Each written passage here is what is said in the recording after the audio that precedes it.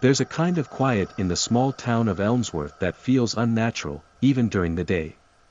It's not the peaceful silence of a countryside retreat or the muffled quiet of a winter snowfall. No, it's the sort of quiet that seems to have teeth, the kind that presses against your skin like a damp cloth and whispers in your ear, "Listen closely. Something isn't right."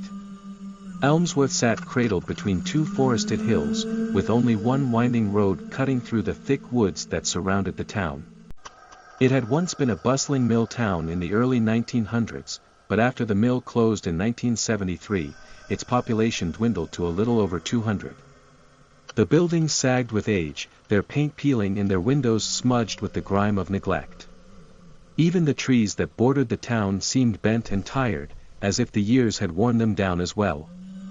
For 19-year-old Lily Harper, Elmsworth was less a town and more a prison. She'd grown up there, watching the same faces grow older, the same cracks in the sidewalk spread wider. Her mother had passed when she was 12, leaving her alone with her father, a gruff and silent man who worked nights at the gas station on Route 6. Most nights, Lily spent her time alone in their drafty old house, reading books and dreaming of the day she'd finally leave for good. It started on one of those quiet, suffocating nights in January. The wind had been howling outside, shaking the thin window panes of Lily's room. She was curled up in bed, a dog-eared copy of Carrie resting on her lap. She'd been trying to read, but the sound of the wind made it hard to focus. It wasn't just the volume, it was the tone. Beneath the whistle and roar, there was something else, something that sounded almost like a voice. A low, mournful hum. At first, she thought it was her imagination. The mind has a funny way of twisting sounds, especially when you're alone in a big, creaking house. But as the minutes dragged on, the hum grew louder. It began to take on a rhythm, rising and falling like a chant. Who, oh, oh.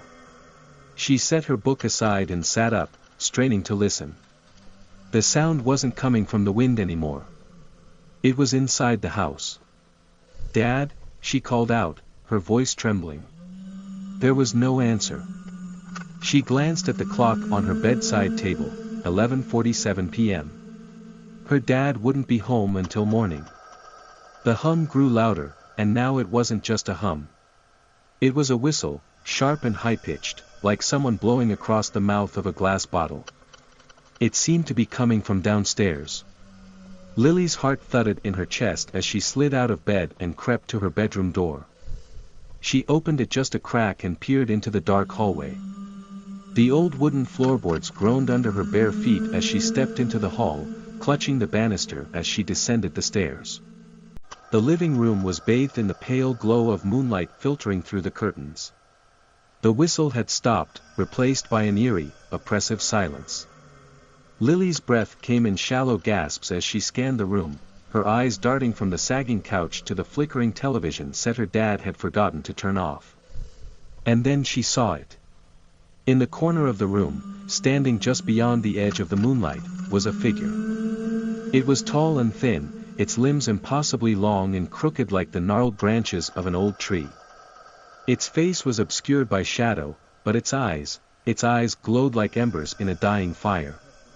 Lily froze, her body rigid with terror. The figure tilted its head, as if studying her, and then it whistled. The sound was sharp and shrill, piercing the air like a blade. Lily clapped her hands over her ears, stumbling backward. Her foot caught on the edge of the rug, and she fell hard onto the floor, her head striking the edge of the coffee table.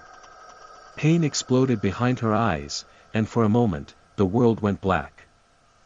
When she woke, the living room was empty. The figure was gone, and the only sound was the soft ticking of the clock on the wall. She sat up slowly, her head throbbing, and glanced around. The curtains were still drawn, the TV still flickering. Had she imagined it? Had she fallen asleep and dreamed the whole thing? But when she looked down, she saw it, etched into the hardwood floor where the figure had stood was a single word, carved deep into the wood. Come. The days that followed were a blur of fear and confusion. Lily tried to convince herself it had been a nightmare, but the word on the floor was real, as real as the splinters she got when she tried to scrub it away. The whistling returned each night, growing louder and more insistent, and each time, she would wake to find another message carved into the walls, the furniture, even her own bedroom door. "Come to me." She tried to tell her father, but he dismissed her with a grunt and a wave of his hand. "You're imagining things," he said. "Stop reading all those damn horror books. They're rotting your brain." But Lily knew better. Something was in the house with them, and it wanted her. The final night came in late January, during the worst storm Elmsworth had seen in decades.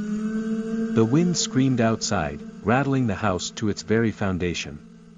Lily lay in bed, clutching her blankets, her eyes fixed on the door. She didn't know what she was waiting for, but she could feel it coming. At precisely 3:33 a.m., the whistling began again. This time, it was louder than ever, echoing through the house like a haunting melody. Lily clenched her teeth, tears streaming down her face, and whispered a prayer. The door to her room swung open. And there it was. The figure stepped inside, its eyes blazing, its crooked limbs reaching out for her. It opened its mouth, and a sound unlike anything Lily had ever heard poured out, a deep, resonant whistle that shook the walls and made her bones vibrate. It beckoned her with a single, skeletal finger. And Lily, unable to resist, got up and followed.